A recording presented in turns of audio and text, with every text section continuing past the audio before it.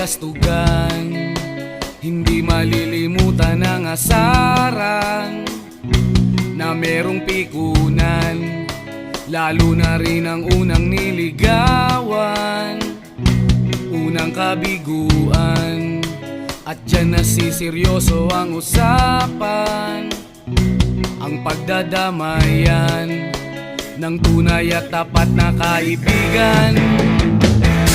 Kung mga buwan, kaibigan namang maaasahan. Oh, di na tayo pabata, edad may di nahahalata. Sa mga trip, unti-unti na tayong nagsasawa. Pero kahit ganon, Barkada tayo sa ngayon. minsan man magkita, dyan may pweda. Yan ang aking mga tropa.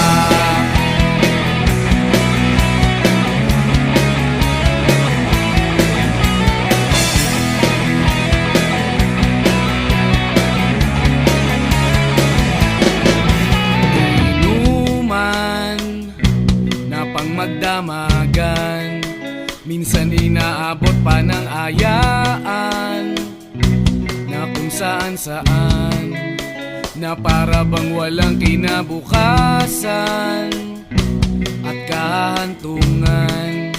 At dyan nasiseryoso ang usapan, ang pagpapayuhan ng tunay at tapat na kaibigan. Kung mga baliw,